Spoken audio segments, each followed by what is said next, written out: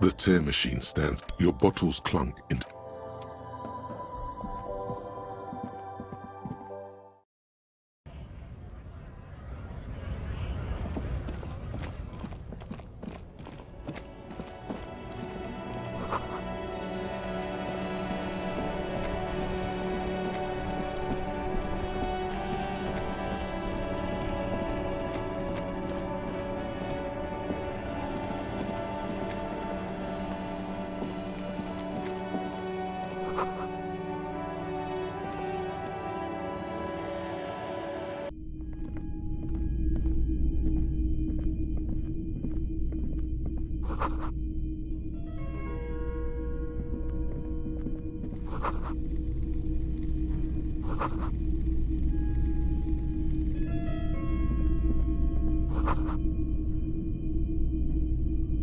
A typical Martinez streetlight sits among assorted floor and table lamps.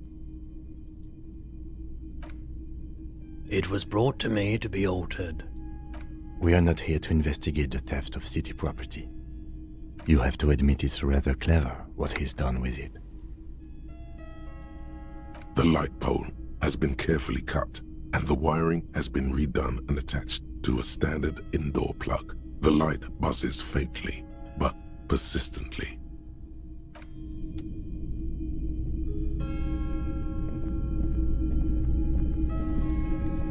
You see rows of toy soldiers guarding the rest of the trinkets displayed on the table.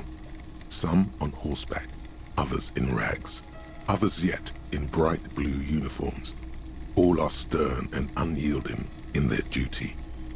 Try to find something pretty and cool here, then use it to win her back. This set of soldiers isn't meant to look impressive. A few have rifles, but most of them carry pistols. Some even shovels and tall sticks. You're probably talking about the revolutionaries, yes? Yes, they are soldiers, revolutionary soldiers. I think their poverty has been exaggerated for effect. When you place them next to the royalists, it doesn't seem like they could possibly win.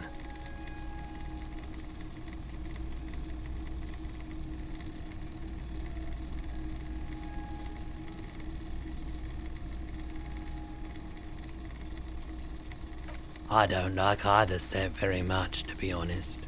But there are many parents among my customers. He seems to have his own take on the conflict played out in perpetuity by these toys.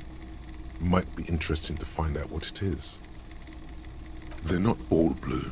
These figurines also wear gold coats and caps, complemented by orange trousers. They are variously posed, wielding swords and rifles with bayonets.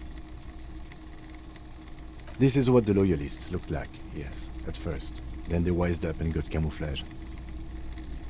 Which ones? Ah, those. Yes, they are. I find the paint job a bit gaudy, but children like the bright colours indiscriminately. Big men on big horses, clad in lamella armor and carrying flintlocks, the kind that would mow down a line of enemy soldiers in the blink of an eye. Franco-Nigerian knights. I used to be very serious about these guys. A long, long time ago. Yes. Buy something nice. A figurine. This sounds off. You shouldn't trust this guy. Everything you pick out seems faded, chipped, and sad somehow. Most of them are just broken toys. The boomboxes on the shelf look well-loved and well-traveled. Chipped, dented, they stare at you with the unblinking eyes of their tape reels. One especially catches your eye. Deep gold and amber plastic with a big old handle on top. A classic boombox that says, Stereo 8 approved. This is you. Golden orange. A sunset suite. Just make sure it works before you buy it. If police work means playing tapes, sure. You can use it for that. Or any other time you'd need to play a tape. Like a beach party. With sand, and sun and seagulls dancing on the breeze. Theoretically, yes. But we don't have time right now. It's generally murder investigation first, then beach party. That is the unofficial RCM motto, yes.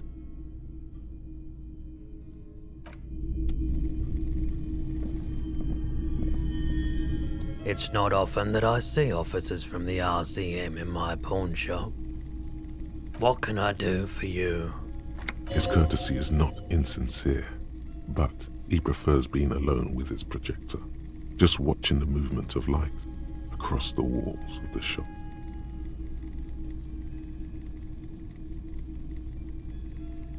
Oh no, not at all. I guess I haven't had many customers lately, RCM or otherwise.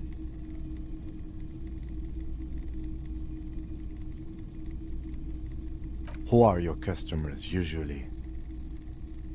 All kinds of people come through here. Locals, travelers, people looking for a deal, people looking for a keepsake, people who are terminally bored. As you can see, I have a wide selection of goods for everyone to choose from. It keeps me entertained. Someone else came here earlier today asking the same question. I promptly sold her the gun you pawned a couple days back. The lieutenant shifts from one foot to another, alert. You, With Kim here too? That just sounded really, really bad. You were adamant about getting rid of it, officer. Said you were undeserving of a service weapon of the Revachol Citizens Militia. And I don't like keeping guns around the shop for long. Off-the-charts photon emissions. The unhealthy kind. He's not telling you the whole story. It seems he's trying to spare you. You weren't quite yourself, officer. You were very distraught. You said the gun was a threat to your life and that you can't trust yourself with it tonight. And that you need the money. When I said that I don't normally buy firearms, you put the gun barrel in your mouth and sort of sucked on it. Then I agreed to take it.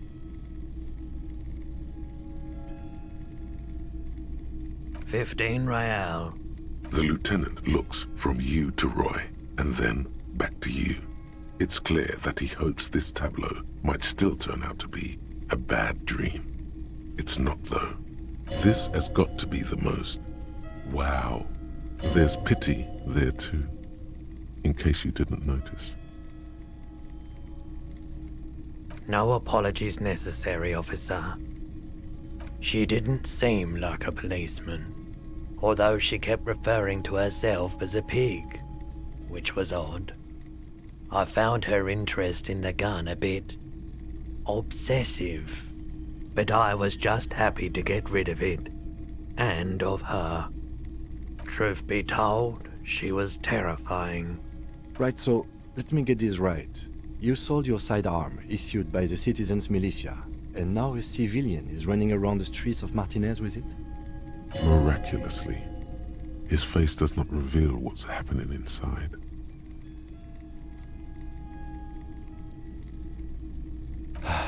Yeah, it's not good. I do hope we manage to clean this mess up somehow, while also keeping our focus on the murder investigation. This mess, he means your mess. My apologies, officer, but I have no idea where she was coming from or where she went. A needle in a haystack. There is nothing you can do about it now. You'll just have to hope you luck upon her somehow. Of course.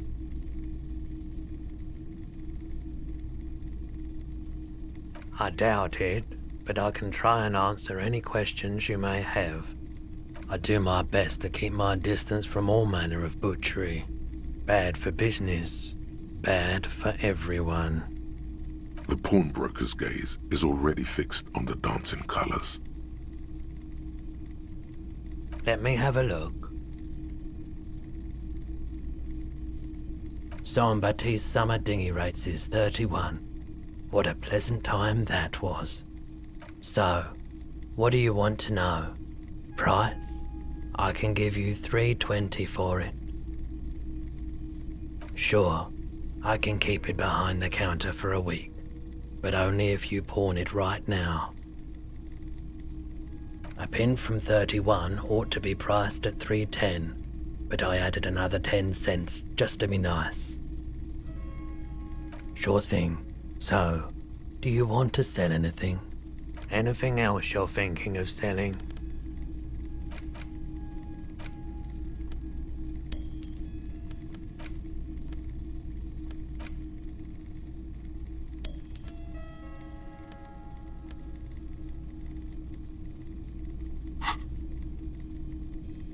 Another time, perhaps. Feeling warm and enthralled by the movement of light, while the mind continues to race forward. Lucky bastard, he's probably on Perolidon. It's tough to come by on the street. A drug developed by the military to treat and prevent radiation sickness.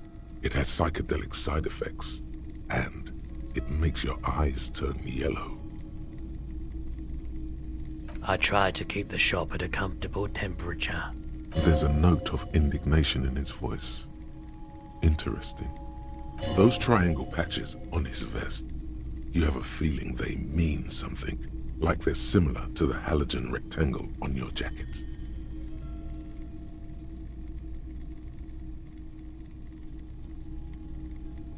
I was with the emergency relief brigade, you know, after the People's Pile disaster.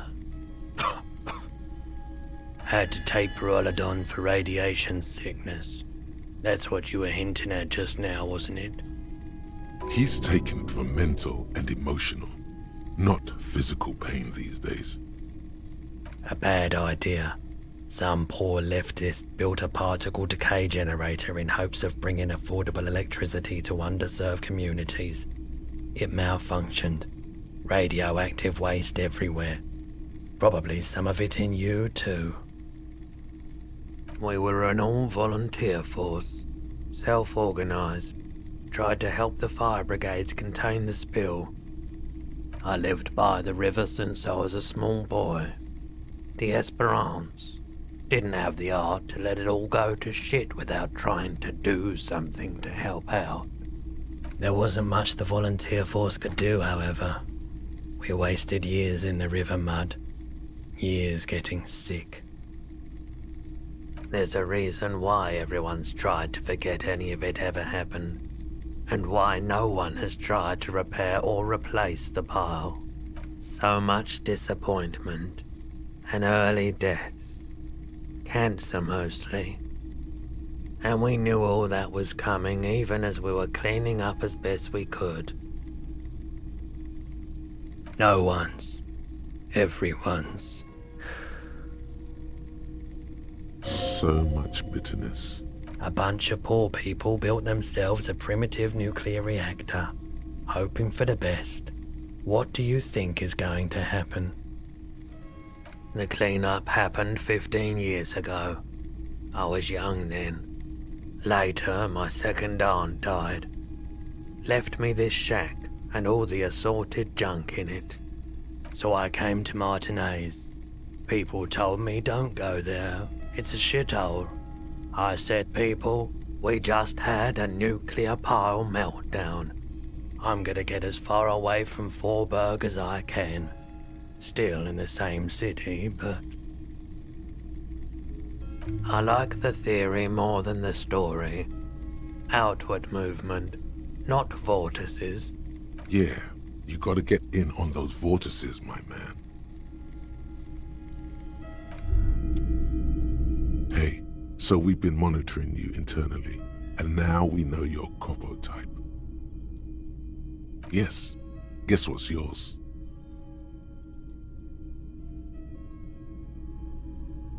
Yes, sorry, cop.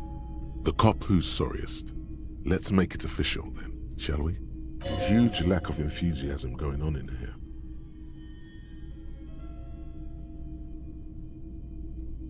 Oh, you know, Apocalypse, Superstellar, the advanced interesting cop, liquid shadow cop. But you're too sorry to say those things. So, here we go? What? Jealous of the sorry cop? I think they'll be fine. Don't worry. They'll be super fine. It'll be totally okay. You can dual copotype from sorry to anything.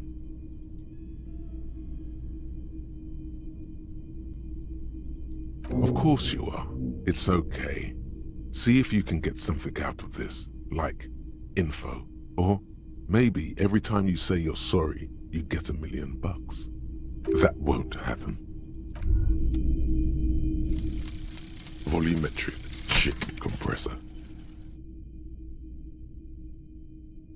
Bizarre scientific news from Revachol West today, where a police officer's shit has been observed at a pressure of around 495 gigadecimals. These metallic hydrogen levels of shit togetherness were thought to exist only at the center of collapsing stars, not law officials. It remains to be seen how long the shit singularity lasts.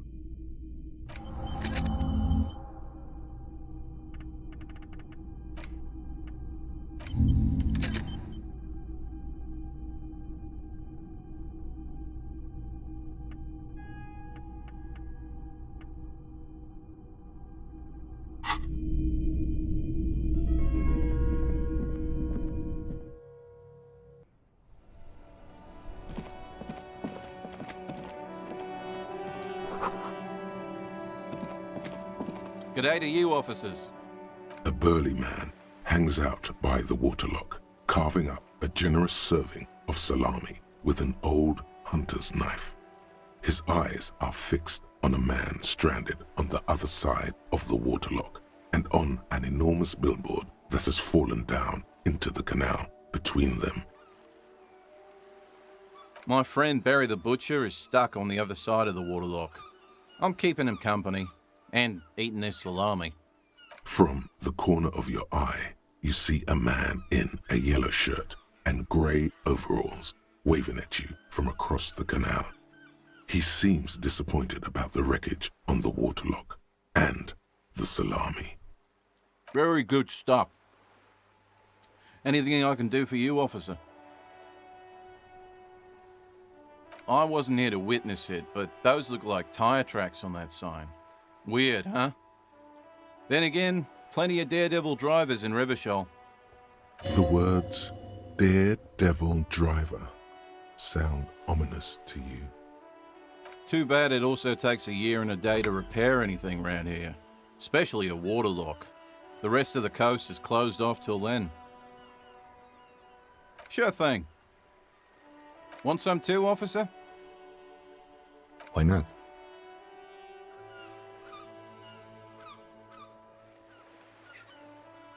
Well, there's the fishing village, an abandoned fish market, a bizarro church. Not much use to the congregation, though. There always seems to be something wrong with it. Yeah, not really much else. Just bombed out ruins.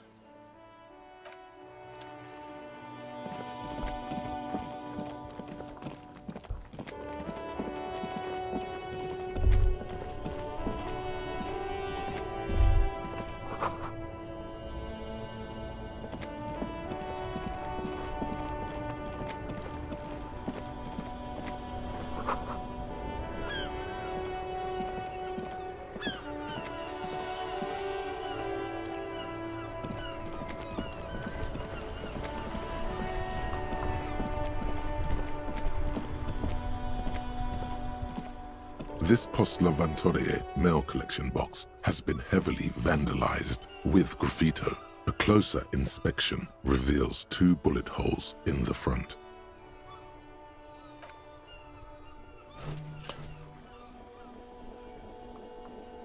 The box seems happy. Eat shit, pig, fucked by the coon, and St. G with a crown have been scribbled on it. Jenny is a whore, And best set mailbox also.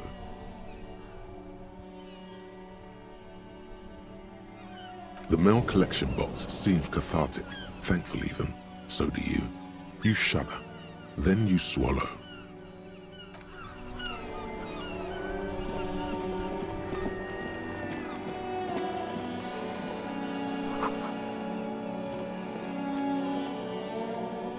An old call box with a matrix of push buttons lists all the companies in the East Delta Commerce Center. An off-key melody starts playing after you ring the doorbell. Then a woman picks up the receiver. Kuno, please stop calling here. Grown-ups don't have time for your stupid games. Oh, I'm sorry, officer. I thought you were... But the doorbell is broken, and the bookstore shouldn't even be on the list anymore, so I can't help you. Please don't call here again. Thanks. A single beep indicates that the line has gone dead. You ring the doorbell, but no one answers. All you hear is static, but no one answers the call. You ring the doorbell, but nothing happens. You wait for a minute or two, but all you get from the call box is silence. No one answers the call. Looks like someone has melted half the plastic off with a lighter. The doorbell doesn't work anymore. You hear static from the intercom speaker. It sounds as if someone has picked up the receiver but isn't saying anything. Yes, hello. This is Tricentennial Electrics. Have you come to place an order? My God. The lieutenant exchanges a look with you. It's you. My God. I didn't think I would hear your voice again. No, something's wrong here. Are you sure she's talking to you?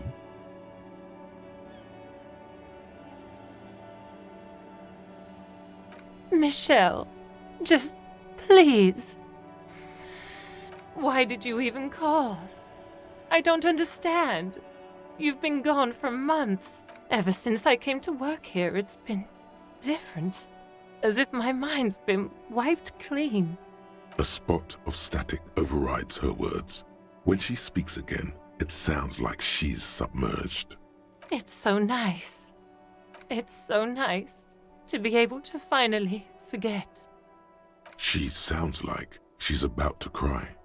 She doesn't answer. Silence. The only thing you can hear now is static and waves washing ashore on the bay. Another seagull passes by.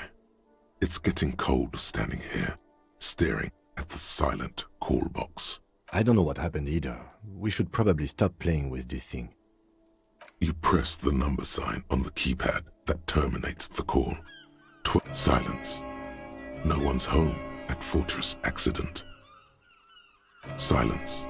No one answers the doorbell. Nothing happens after you ring the doorbell. They don't want to talk to you.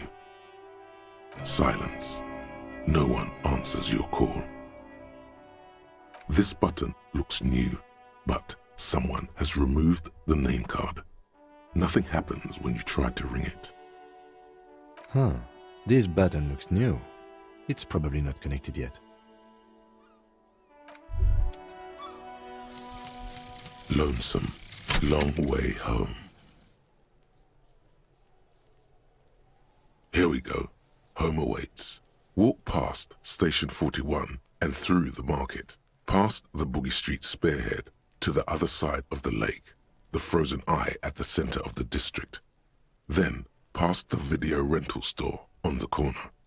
There, at the end of a street lined with pine trees, a small house no larger than a matchbox, 11 Voyager Road. You no longer live there. Those times are gone. And so are those people. Why did you come here? Why are you still here? And where's the dealer? You have to get back to work. That's all you have now.